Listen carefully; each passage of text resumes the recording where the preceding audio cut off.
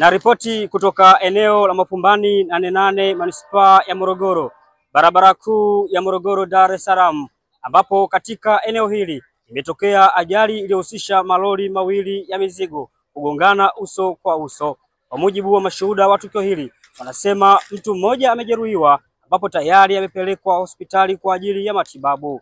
Kutoka hapa katika eneo hili, hizi ni ripoti za Ayo TV na millardayo.com.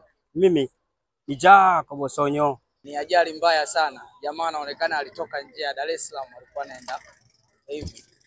Sasa sijajua kwa upande wake kwenye masuala ya udereva ni alikuwa anasinzia ama gari imekataa.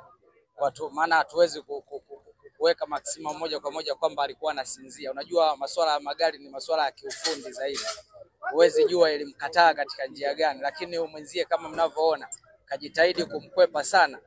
Ile imeshindikana, hatimaye ajali imetokea. Ni ajali mbaya sana ya kusikitisha. Kama mnavyoona yeye kahama kwenye upande wake, kahamia kwenye upande wa mwenzie. Na mwenzie kajitahidi kumkwepa sana. Yaani naweza nikasema kamkwepa kwa kiasi kikubwa sana.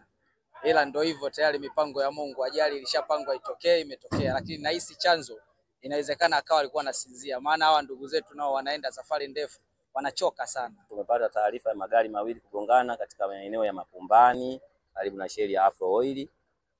Tumetoka kituoni na kufika eneo la tukio, na kweli tumekuta magari hayo mawili yamegongana. Ni semi moja ikitokea Dar es Salaam na moja ikitokea Iringa. Ni majeruhi mmoja ndio alikuwa amenasa. Tumefanya jitihada za kumnasua, mpaka wakati huu ameweza kutolewa akiwa salama. Tumewakabidhi wenzetu wa ambulance kwa ajili ya kumpeleka hospitali ya mkoa kwa ajili ya matibabu na uchunguzi zaidi. Gari kwa haraka kwa sababu sisi tukifika kwenye eneo la tukio tunafanya kazi, alafu baadaye ndio tunachukua taarifa.